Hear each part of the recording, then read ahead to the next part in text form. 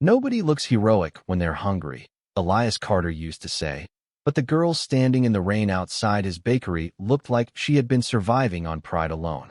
Acid rain hissed against the neon awnings of Dock District 12, turning the narrow alleyways into rivers of oily silver light, while freight drones groaned overhead like tired mechanical whales.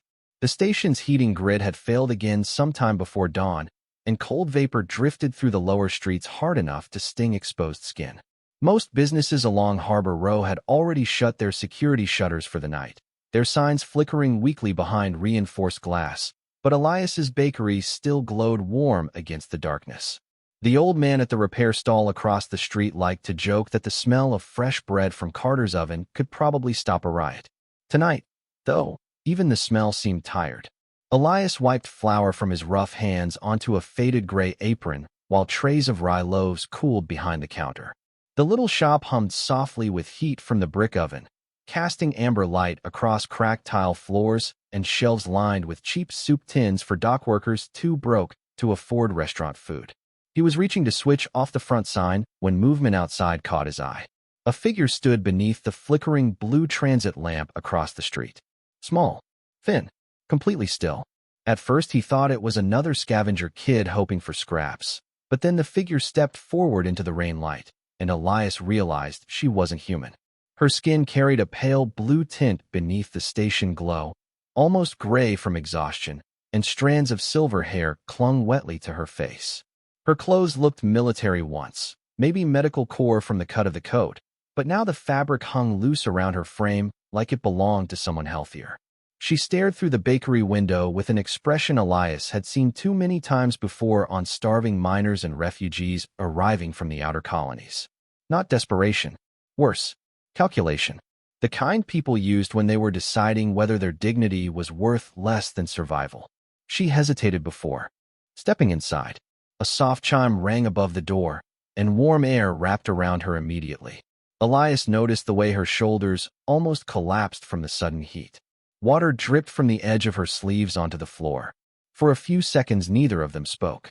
The station announcer crackled faintly somewhere outside, listing delayed cargo arrivals in 6 languages while the bakery oven ticked softly behind the counter.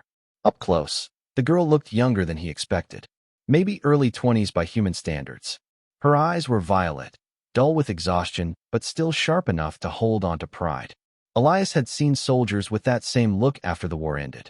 "Kitchen's closing," he said gently, though his voice lacked any real firmness. "But I've still got bread left." The girl swallowed once before reaching slowly into her coat pocket. Not begging, not pleading. Her trembling fingers placed a small silver medal onto the countertop between them. The metal was scratched and worn smooth around the edges, attached to a faded blue ribbon darkened by rainwater. Elias stared at it longer than he meant to. Military issue. Alien Medical Division. Old War design. "It's real silver," the girl said quietly, her translator struggling slightly with human consonants. "Enough for one loaf." Elias looked from the metal to her face. She wouldn't meet his eyes now. Somewhere deep in the station, thunder rolled through the support beams like distant artillery. He noticed then how carefully she kept her hands folded together, hiding the shaking. Not fear. Hunger. Real hunger. The kind that hollowed people from the inside out. Elias exhaled slowly and pushed the metal back across the counter toward her. "Keep it," he said. The girl blinked, confused. "I can pay." "I didn't say you couldn't." He grabbed the warmest loaf from the rack behind him, the crust still crackling softly from the oven. Then he reached for a bowl beneath the counter and filled it with potato soup left from the dinner rush. Steam curled upward between them. "Sit down before you pass out," he muttered. For the first time since entering the bakery, the alien girl looked genuinely startled. Not by the food, by the kindness. The girl sat at the far end of the counter like she was afraid the warmth might suddenly disappear if she moved too much. Steam drifted from the bowl between her trembling hands, while rainwater slowly dried from her silver hair under the glow of the bakery lights. Elias pretended to organize trays behind the counter, but his eyes kept drifting back toward her every few seconds. She ate carefully, too carefully. Tiny bites, long pauses, the way people did after going too many days without real food. Outside, Dock District 12 groaned beneath another surge of freight traffic. Massive cargo clamps rattled somewhere above the station's ceiling, and the floor vibrated softly under the weight of incoming or shipments from the outer colonies. None of it seemed to reach inside the bakery. The little shop existed in its own pocket of warmth now, filled with the smell of yeast, cinnamon, and simmering broth.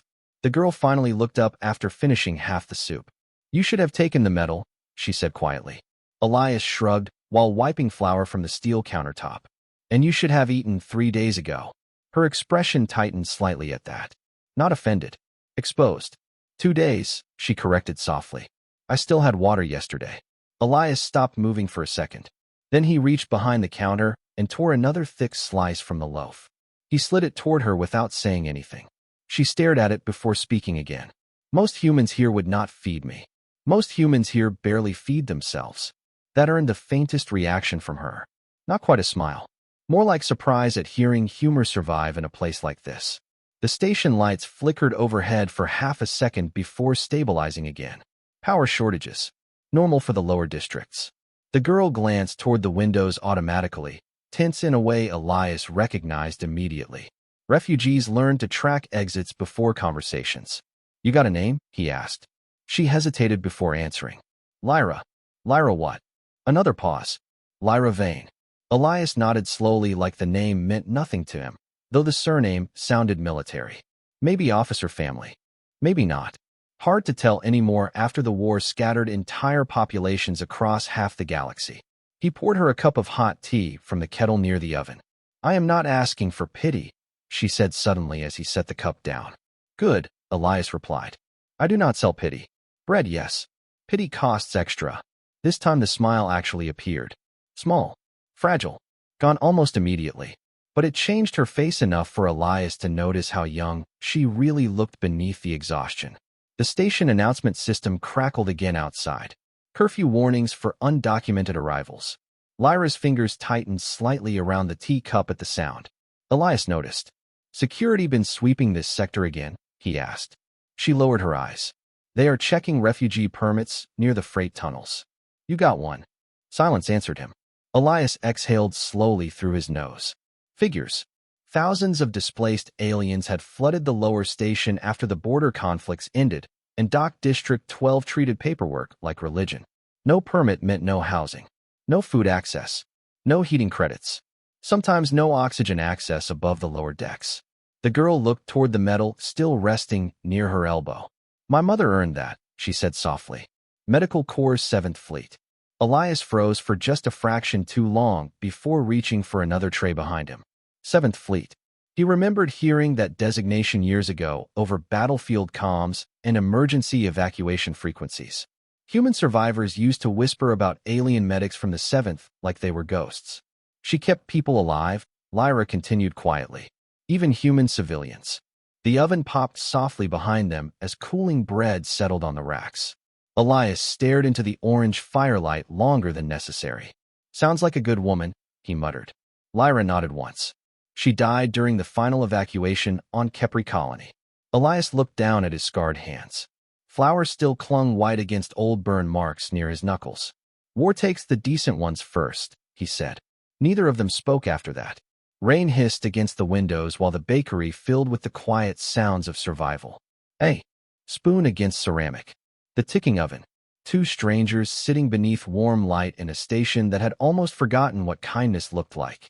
By midnight the rain had turned heavier, hammering against the station windows hard enough to blur the neon lights outside into streaks of blue and gold. Elias locked the bakery door and flipped the hanging sign from open to closed, but Lyra did not move from her stool near the counter. She held the warm teacup carefully between both hands now, as if the heat itself had become something precious. The color had started returning faintly to her face, though exhaustion still sat heavy behind her violet eyes. Elias walked toward the back storage shelves and returned carrying an old wool blanket folded beneath one arm. "The heating units in the lower shelters barely work," he said while setting it beside her. "You can stay here until the storm eases." Lyra looked genuinely alarmed by the offer. "I cannot impose like that. You already tracked mud across my clean floor," Elias replied dryly. "Might as well finish the job." She stared at him for a second before lowering her eyes again.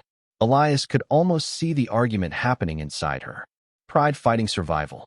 Eventually survival won by a narrow margin. Only until morning, she whispered. Sure. He moved around the bakery, shutting down equipment one station at a time. Mixers powered off with soft mechanical clicks. The old refrigeration units hummed low in the background, while the brick oven continued radiating leftover warmth into the room. Lyra watched him quietly as he worked. You have done this before, she said after a while. Fed strangers. Elias shrugged without looking at her. Dock workers forget lunch money. Freight kids run away from home. Old miners spend their heating credits on gambling. He slid baking trays into storage racks with practiced movements. People get hungry. Most stop seeing hungry people after a while. That made him pause briefly. Outside, a patrol drone floated past the bakery window, its searchlight washing pale white across the glass before drifting onward into the storm. Lyra instinctively lowered her head until the light disappeared. Elias noticed every second of it. How long you been on the station? He asked carefully. 3 months. No work permits that whole time. Medical certifications from the outer colonies are not accepted here anymore. Her translator softened slightly on the last words, but Elias still heard the bitterness underneath. The hospitals say patients would not trust someone from my species after the war. Elias leaned back against the counter silently. Somewhere above them, station pipes groaned under pressure changes, sending vibrations through the ceiling panels. Lyra stared down into the empty soup bowl in front of her. I used to work in trauma wards, she said quietly. 20-hour shifts. Burn treatment. Lung failures from atmosphere exposure. Children mostly. Her fingers tightened around the teacup again. Now I cannot even get clearance to sanitize hospital floors. Elias looked toward the faded military medal still sitting near the register. Funny thing about wars, he muttered. Everybody says they want heroes until the shooting stops. Lyra gave a tired nod. Afterward, they only want someone to blame. Silence settled between them again, softer this time. Not awkward, just heavy with things both of them understood too well. Elias grabbed a broom and started sweeping flour from the floor tiles while Lyra watched the movements absently. The bakery lights cast long amber shadows across the room, warm enough to almost make the station outside feel distant. Then a loud burst of laughter echoed from somewhere down Harbor Row. Male voices. Drunk. A bottle shattered outside, followed by rough shouting in human dialect. Lyra stiffened immediately. Elias did not even look up from sweeping. They are harmless when they are loud, he said calmly. It is the quiet ones you worry about. To his surprise, that pulled a faint breath of laughter from her. Small and exhausted, but real. Elias glanced over and saw her shoulders relax for the first time all night. For a brief moment, she did not look like a refugee or an outsider or a survivor carrying the last remains of her old life in her coat pocket. She just looked tired, humanly tired, and somehow that hit him harder than anything else. Morning arrived slowly on Harbor Row. The station's artificial sunrise filtered through layers of industrial smog and rain cloud projections, washing the lower district in pale orange light that never quite looked real. Freight sirens echoed through the docking tunnels while exhaust steam drifted between buildings thick enough to hide half the street. Elias had already been working for an hour when the first dock workers shuffled into the bakery, carrying cold air and tired faces with them. Heavy boots thudded across the tile floor. Orders were barked over the hiss of coffee machines and the crackle of warming ovens. Most customers barely looked up from their tablets or ration cards. The station survived by staying too busy to care about strangers. Lyra stayed near the back counter quietly folding napkins beside the soup station. Elias had offered to let her rest longer, but she insisted on helping after sunrise. At first her movements carried the hesitation of someone expecting to be told she did not belong there. By mid-morning, she had already reorganized half the supply shelves more efficiently than Elias ever had. You alphabetized my spice rack, he muttered while carrying fresh trays from the oven. Lyra glanced over calmly. You stored cinnamon beside protein salt packets. That is criminal negligence. Elias stared at her for a second before a rough laugh escaped his chest unexpectedly. It felt strange hearing laughter inside the bakery again, the kind that did not sound forced. A group of cargo haulers crowded near the register ordering breakfast sandwiches while rainwater dripped from thick thermal jackets onto the floor. One of them noticed Lyra near the shelves and fell quiet immediately. The others looked over a second later. Human conversations always changed subtly when an alien entered the room. Voices lowered. Shoulders tightened. Eyes lingered too long. Elias noticed it instantly. So did Lyra. The largest dock worker stepped forward slowly. Gray beard. Burn scar across one cheek. Did not know you hired off-worlders now, Carter. His tone stayed casual, but not friendly. Elias wrapped sandwiches in paper without looking up. Did not know my hiring choices required committee approval. A few workers chuckled awkwardly while the older man kept staring toward Lyra. She from the border colonies? She from the back of my bakery, trying to organize my terrible shelves. Elias finally handed over the food bag, which currently makes her more productive than you. More laughter this time. The tension eased slightly. Dock workers respected sarcasm more than speeches. The older man grunted and took his order before leaving with the others. Still, Elias noticed the extra glances aimed toward Lyra as the group disappeared outside into the station crowds. Lyra kept folding napkins for several seconds after the door closed. You did not have to defend me, she said quietly. Elias shrugged while wiping down the counter. People around here bark more than they bite. Not always. That answer carried enough weight to silence him briefly. He studied her face more carefully then. The exhaustion remained, but there were older things behind it too. The kind nobody picked up from a single bad week. Before he could respond, the bakery door slid open again with a sharp hydraulic hiss. A station courier stepped inside, holding a data slate beneath one arm. Young. Nervous. Package delivery for Elias Carter, he announced over the lunch rush noise. Elias frowned and signed the screen with flour-covered fingers before taking the small metal container. No return address. No shipping seal. Just an old military insignia burned faintly into the lid. His chest tightened immediately. He recognized the symbol before his brain wanted to admit it. 7th Fleet Medical Division. Lyra saw the insignia too. Her hands froze completely. For a second, the noise of the bakery seemed to disappear beneath the distant hum of the station outside. Elias opened the container slowly. Inside rested a single folded photograph protected beneath cracked plastic film. The image showed a younger Elias sitting on the floor of a battlefield evacuation tent nearly 20 years earlier. His right shoulder wrapped in bandages. Exhausted. Bloody. Alive. Beside him knelt an alien medic with silver hair and tired violet eyes. Lyra stopped breathing. Elias stared silently at the photograph while old memories crashed through him harder than the station storms outside ever could.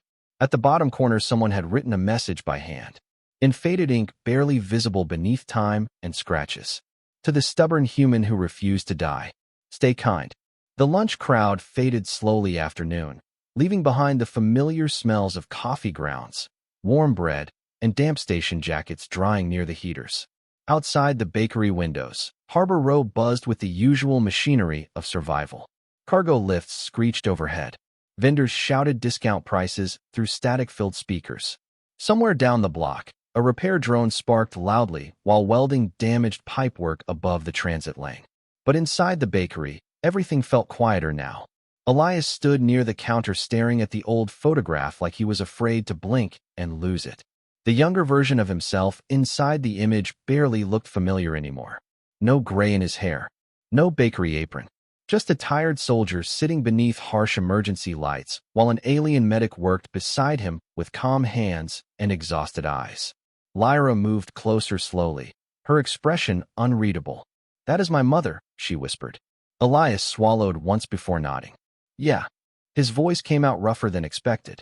He carefully placed the photograph back inside the container like it weighed more than metal and paper should. Her name was Sarah Vane. Lyra stared at him in surprise. You remember her name? Elias let out a faint breath through his nose. Hard to forget somebody who saves your life while the ceiling is collapsing around both of you. He leaned against the counter, eyes distant now. Kepri Colony. Last year of the war. Human Command pulled out early after the reactor failures started. The station around him seemed to fade as old memories resurfaced beneath the smell of bread and coffee. Most medics evacuated with the first civilian transports. His gaze lowered toward the photograph again. Your mother stayed. Lyra listened without moving. Even the bakery noises seemed softer now, as though the room itself understood this. Conversation mattered. Elias rubbed absent-mindedly at the old scar beneath his shirt sleeve. I got hit during an evacuation run near the south docking tunnels. Thought I was done for. He gave a tired half-smile. Then this alien medic started yelling at me because I kept apologizing for bleeding on her equipment. To his surprise, Lyra laughed softly. It sounded painfully familiar. The same warm undertone from the woman in the photograph. Elias noticed immediately. So did she.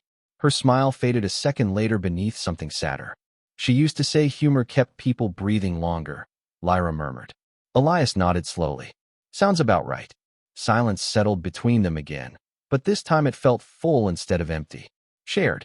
Outside, rainwater dripped rhythmically from the transit rails onto the street below, while station lights flickered against puddles like broken stars.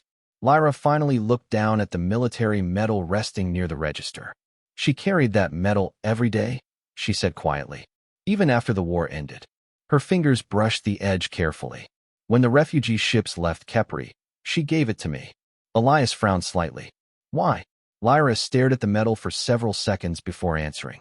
Because she knew she was not getting on the shuttle. The words landed softly but hit harder than shouting ever could. Elias looked away toward the oven fire glowing low behind the brickwork. She stayed behind for the wounded, Lyra continued. Human and alien both. Her voice remained steady somehow. The last message she sent me said that fear was contagious. But kindness was too. Elias closed his eyes briefly. For years, he had carried fragmented memories from that evacuation. Smoke-filled hallways. Emergency alarms. The sharp smell of antiseptic and melted wiring. A medic with silver hair forcing exhausted soldiers to keep moving even while half the station burned around them. Back then he never learned what happened to her afterward. He had assumed the war swallowed her like it swallowed everyone else. Lyra looked around the bakery quietly. This place smells like her field kitchen, she said unexpectedly. Elias blinked. Your mother? Baked. Terribly. That pulled another rough laugh from him. Then she would fit in here perfectly. Lyra smiled again, but tears quietly gathered along the edges of her violet eyes despite her efforts to hide them. Elias pretended not to notice. Instead, he walked toward the bread rack and sliced another loaf while the old station heaters hummed softly around them. Because sometimes the kindest thing a person could do was allow grief to breathe without forcing it into words. The evening rush hit Harbor Row just as another cold front rolled across the station exterior. Wind screamed faintly through the ventilation shafts overhead, while sheets of freezing rain rattled against the bakery windows hard enough to shake the glass. Inside, the ovens burned bright orange against the darkening room, filling the air with heat and the rich smell of rising dough. Elias moved steadily between counters, serving soup bowls and coffee mugs to exhausted workers coming off the freight docks. Lyra stayed beside the preparation table, shaping bread rolls with careful hands while trying not to draw attention to herself. It almost worked. Almost. The trouble started when a young loader from Dock 17 walked in carrying a crate scanner beneath one arm. He froze immediately after spotting the silver medal resting near the register. Wait, he muttered, stepping closer. I know that insignia. Conversations around the bakery quieted slightly. Not fully. Just enough for people to start listening. Elias kept slicing bread without looking up. Then congratulations on surviving basic history classes. The young man ignored the joke. His eyes shifted toward Lyra. That is 7th Fleet Medical Corps. One of the older dock workers near the soup counter frowned. Alien war medics? Another customer turned on his stool to look toward Lyra more openly now. The atmosphere changed slowly after that. Like temperature dropping before a storm. Nobody shouted. Nobody threatened her. Somehow that made it worse. Harbor Row had mastered the art of silent judgment years ago. Lyra lowered her eyes toward the dough beneath her hands while the bakery suddenly felt too small around her. Elias noticed the exact moment her shoulders tightened again. People eat slower when they stare, he said flatly, while sliding another tray into the oven. A few customers looked embarrassed enough to glance away. But not all of them. The older dock worker stepped closer to the register.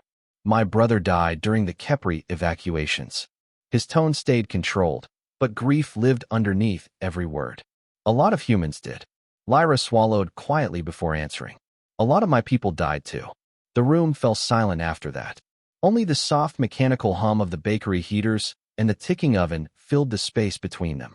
Elias leaned against the counter slowly, flour dust still covering his scarred hands. You know what I remember about Kepri? He asked. Nobody answered. Outside, thunder rolled somewhere beyond the station hall. I remember civilians packed into medical tents so tight nobody could breathe properly. He glanced toward Lyra briefly. I remember alien doctors treating human children while the evacuation alarms kept sounding overhead. The older dock worker frowned slightly. Elias continued before anyone could interrupt. War turns everybody into numbers eventually. Dead counts. Supply counts. Refugee counts. His eyes drifted toward the metal near the register. But the people trying to keep others alive during all that chaos? Those were not enemies. The young loader shifted uncomfortably. Still does not change what happened. No, Elias agreed quietly. Nothing changes what happened. He looked around the bakery slowly then. But hunger is not justice. Freezing people out is not healing. Lyra stood completely still beside the prep table, violet eyes fixed downward while the room absorbed his words. One customer near the back finally spoke up. A tired woman wearing maintenance coveralls stained with engine grease. My daughter was treated by 7th Fleet medics on Kepri, she said softly. Several heads turned toward her. Alien doctor stayed with her until the evacuation shuttle arrived. She glanced toward Lyra. Kid still talks about her sometimes. The tension inside the bakery loosened just slightly after that. Not gone, but cracked open enough for humanity to slip back through. The older dock worker let out a long breath before taking his soup tray toward a corner table without another word. Conversations slowly resumed afterward, quieter now, more thoughtful. Lyra kept shaping dough silently beside the counter while Elias returned to the ovens. But after several minutes passed, one of the customers approached the register before leaving. Without speaking, he placed 2 extra heating credits beside the tip jar. Then another customer did the same. And another. Elias noticed Lyra staring at the small pile growing beside the register with visible confusion. He simply shrugged while sliding fresh bread onto the cooling rack. People around here are stubborn, he muttered. Sometimes it just takes them a while to remember they still have hearts. 3 days later, the bakery no longer felt like a place Lyra was hiding in. It felt lived in again. The shelves stayed organized. Fresh soup simmered before sunrise. The front windows no longer carried fingerprints because Lyra cleaned them every morning before the dockworkers arrived. Even the old station regulars had started greeting her with cautious nods instead of uncomfortable silence.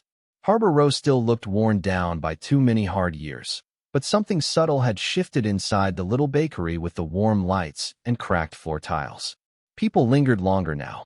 They talked more quietly. Sometimes they laughed again. Elias noticed all of it without mentioning a word. Early that evening, freezing rain drifted across the station exterior in silver sheets, while cargo alarms echoed faintly from the upper docks.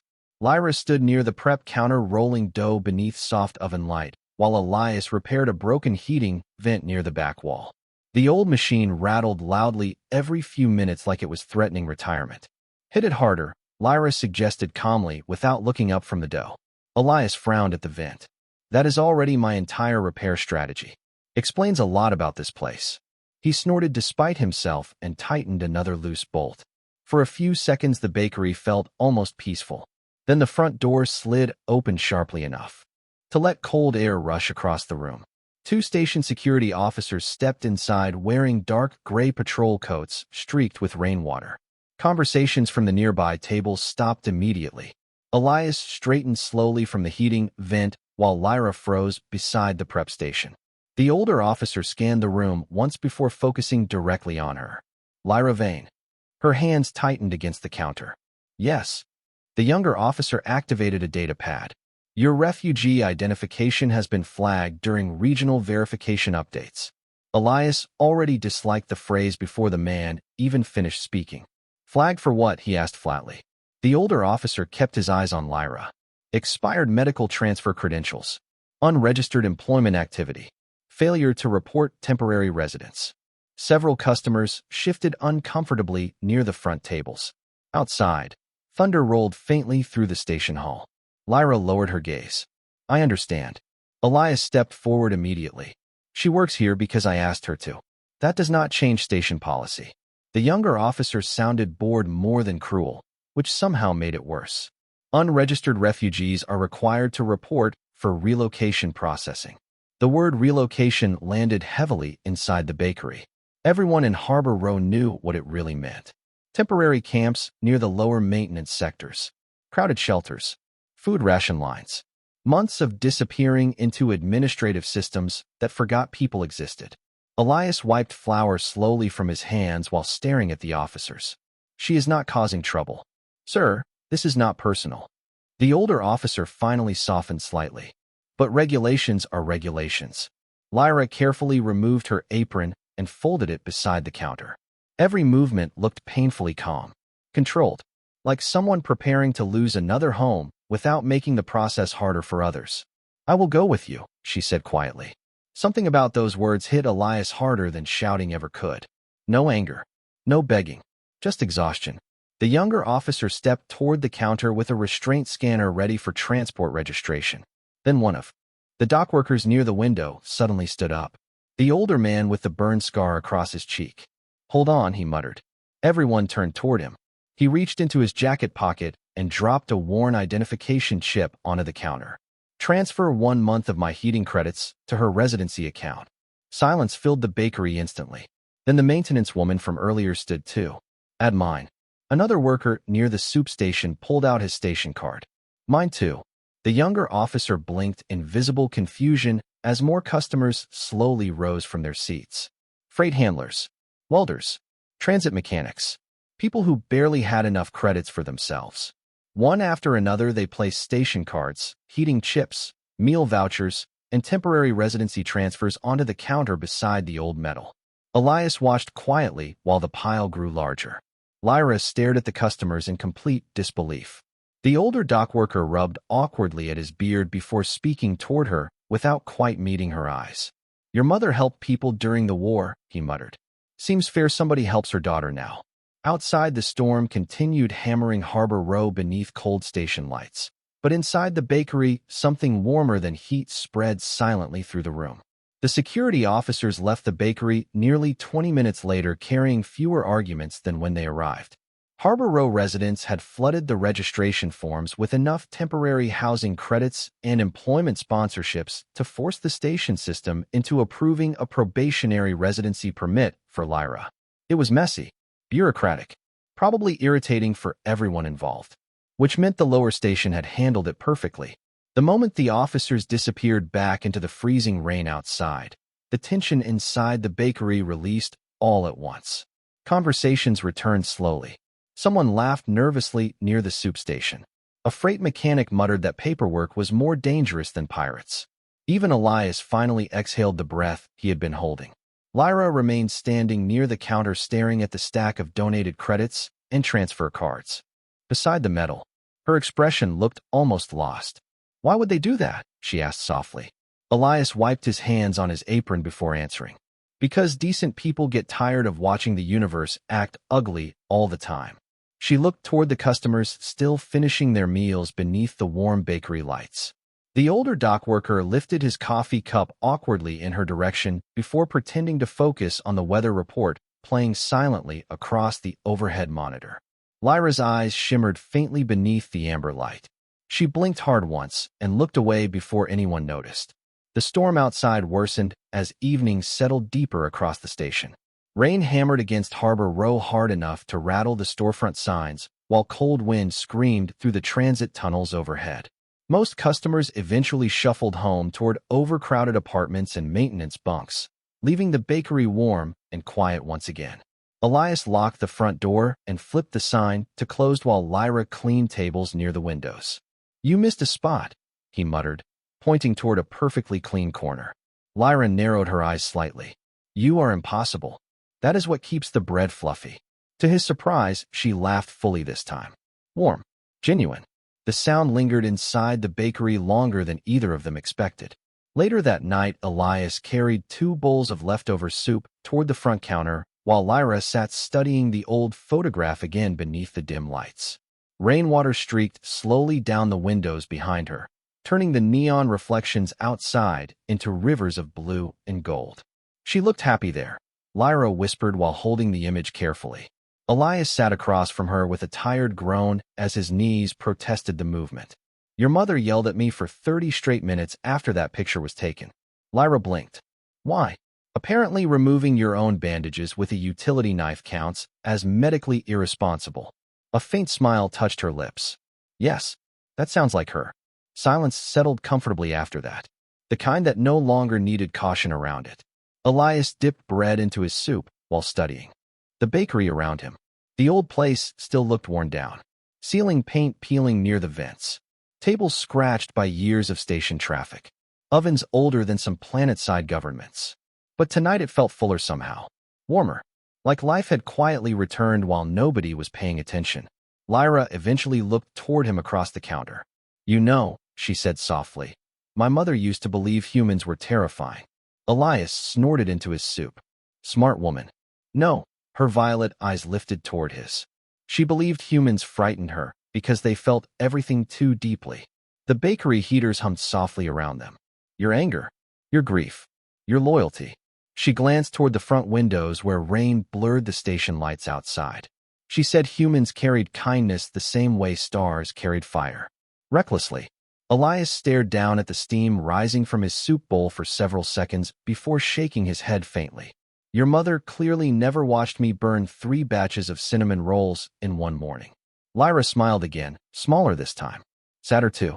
Maybe kindness was never about perfection. Outside, the storm continued raging through Harbor Row beneath endless industrial lights and cargo traffic. But inside the little bakery on Dock District 12, 2 survivors sat beneath warm ovens, sharing soup and old memories while the universe, for one quiet night, finally stopped feeling quite so cold. Winter settled over Dock District 12 2 weeks later with freezing rain, overloaded heating grids, and the familiar smell of engine smoke drifting through the lower station corridors. Harbor Row remained crowded as always, packed with exhausted workers chasing overtime shifts and refugees trying to disappear into the machinery of station life. But the bakery had changed. People noticed it the moment they walked through the doors. The old place still carried cracked floor tiles and crooked shelves, but now warm lights spilled across the windows before sunrise every morning. Fresh soup simmered by noon. Bread sold out before evening most days. And near the register, mounted carefully inside a small glass frame above the tip jar, hung a worn silver medal from the 7th Fleet Medical Corps. Nobody touched it. Nobody joked about it. Somehow, even the roughest dock workers understood certain things deserved respect. Elias stood behind the counter before Dawn shaping dough while old jazz music crackled softly from the bakery radio. Across from him, Lyra adjusted inventory numbers on a faded data pad with the same serious concentration she once used organizing refugee medical records. Outside, freight trains roared through the transit tunnels overhead, shaking flour dust loose from the ceiling beams. You counted the cinnamon rolls twice, Elias muttered without looking up. Lyra frowned at the screen. That is because you keep giving them away for free. That is called marketing. That is called terrible business management. He grinned faintly. And yet somehow we are still open. The front door chimed softly then. A small human child stepped inside wearing a station school uniform 2 sizes too large, cheeks pink from the cold. He approached the counter nervously while clutching a few heating credits in his hand. Mr. Carter? Elias glanced up. Morning, Tyler. The boy looked toward Lyra uncertainly before speaking again. My mom said to bring this. He placed a folded paper bag carefully on the counter. Inside rested several fresh thermal bandages and medical packets scavenged from upper station clinics. Lyra blinked in surprise. Your mother works maintenance near Dock 9, right? The boy nodded proudly. She said medics should have supplies. Before either of them could answer, the child hurried back outside into the freezing rain. Elias watched the door slide shut behind him before quietly returning to the dough. Lyra stared at the medical supplies for several long seconds. People keep doing that, she whispered. Yeah. Elias kneaded flour into the countertop slowly. Turns out kindness spreads faster than rumors around here.